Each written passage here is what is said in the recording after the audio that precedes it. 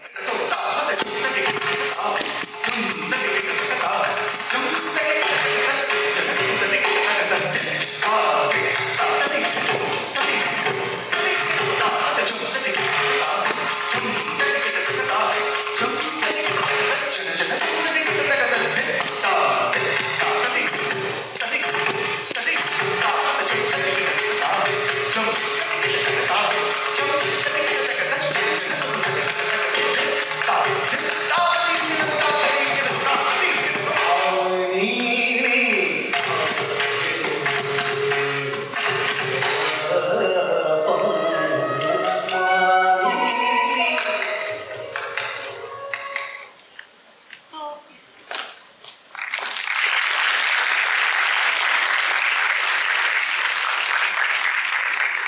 that's what I do.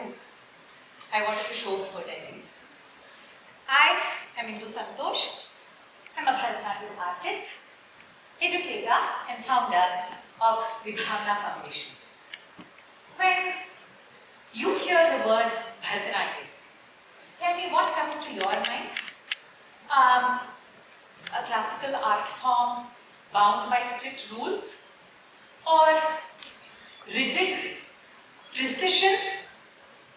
Bharatanatyam is definitely all of that, but a lot bigger too. For me, Bharatanatyam is imagination made visible. It is a limitless canvas of creativity. Creativity embodied. Bharatanatyam is a language of infinite possibilities. A language that enables us to tell stories from the past, the present, and also from pure imagination. Like any language, Bharatanatyam has its alphabets. The most basic unit of movement is called utterance.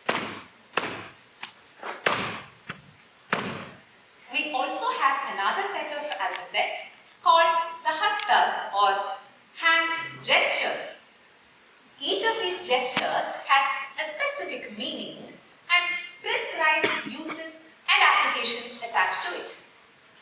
We string together these alphabets to make meaningful words, sentences, stories, characters and their worlds of imaginations and emotions come alive. It is like how you code a program.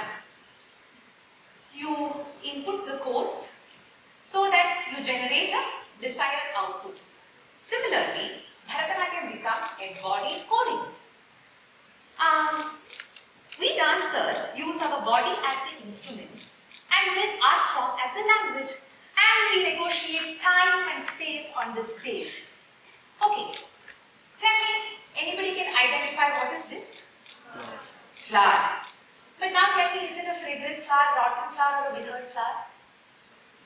You can't really tell until and unless I layer this gesture with an emotion. If I show you a blank face and this gesture, this means nothing. But if I tell you, what is it? It's a fragrant flower. Oh, take it away. What is it? It's rotten. The flower, the petals have all withered. Now, how did you know this? Because I layered this gesture with a thought, with an intention, with an emotion. One gesture, and the whole universe comes alive through it. Through the eyes, the hands, the limbs, the layered body language and body movements of the dancer, you see a whole world unfold. Technically, we say, when the right ingredients of bhava, which is the emotion, abhinaya, which is the expression of the inner feelings and emotions through body movements and body language, when these right ingredients are blended in the most tasty, aromatic way, like making a dish, paired with rhythm and music, we create something beautiful. That is called rasa. That is the relish or the aesthetic experience that you enjoy as the audience. Now we were talking about gestures. Let's take another gesture. This is called pataka. Me, you, all of you came here. Some of them even from yesterday have been working here. Hey, one thappad I'll give you. Hey, come. Look at her. Walking stylishly like that. Hair and all open. One streak of color also. Oh, you know what? That reminds me of a 17th century composition. A 17th century poet, Kshetraya, wrote for Bharatanatyam.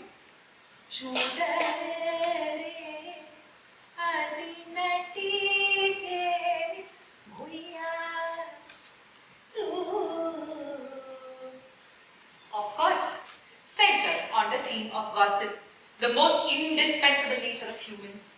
Now, can we reimagine this padam in today's context? Maybe a college canteen.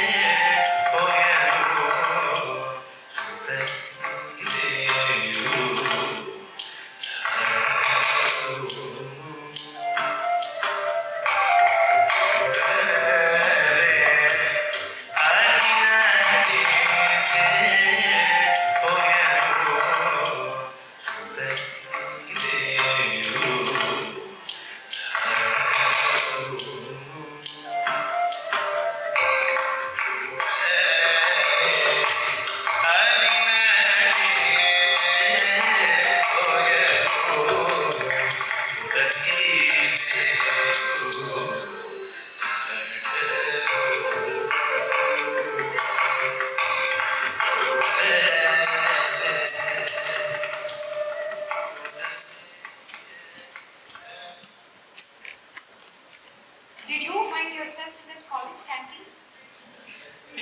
Do you know some of those people? Any resemblance to real life characters and incidents was purely intentional. The imaginative and creative possibility of Bharatanatyam is truly limitless. That you don't just sometimes see a story, you find yourself inside it, inside a 17th century poem.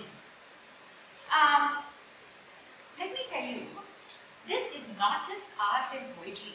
This is backed by science also.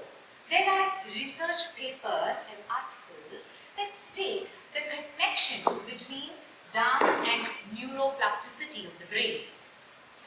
There are studies that suggest that people who train in art forms like dance, their cognitive function and memory power of the brain, the development is much, much bigger. In Singapore, a group of researchers, they did this study with a group of children. They made these children learn through creative dancing. And the result? The children were not just learning and dancing, they were making very creative transitions. They were inventing and reinventing patterns and stories. And you know what?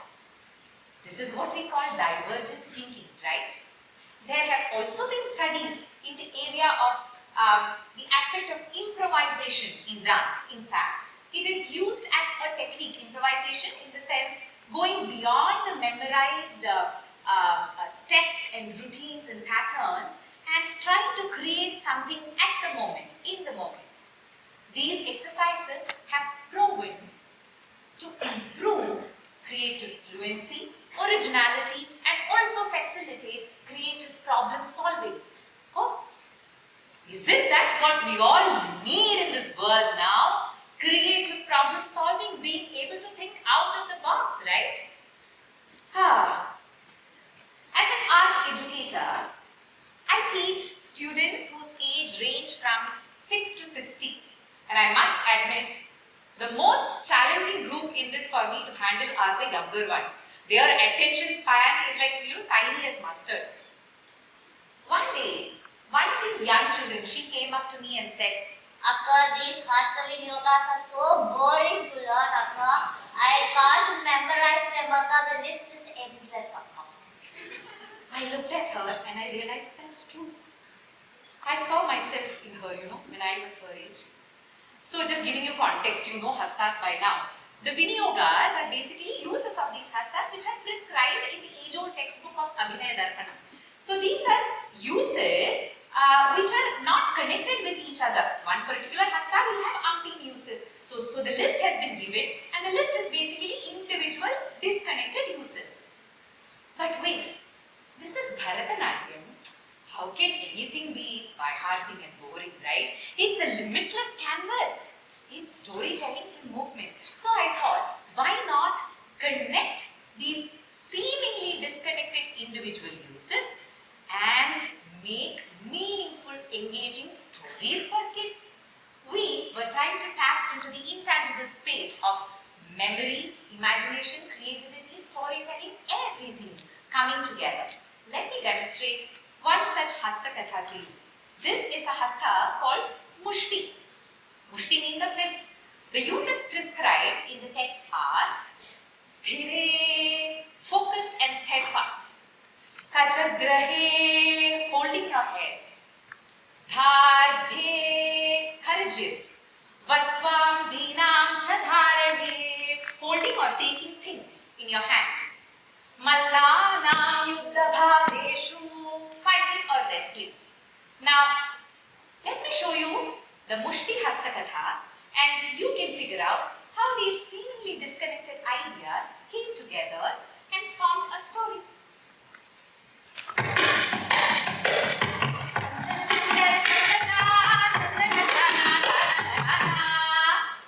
Kashtamo, Ishtamo, Nashtamo. Mishti was always steadfast and focused. This is the story of a Mishti who was always steadfast and focused. She was no ordinary Mishti. She was Minna Mishti. Yes, she was a superwoman in the league of Superman, Batman. You know where her superpower was hidden? In her long braid. Unlike mine, she had long braid. In her long braid. She just had to hold her long braid and unleash her superpower. Kachagrahe. And what did she do with her superpower? She fought against all the evil people and helped people in need with courage. Dhargye.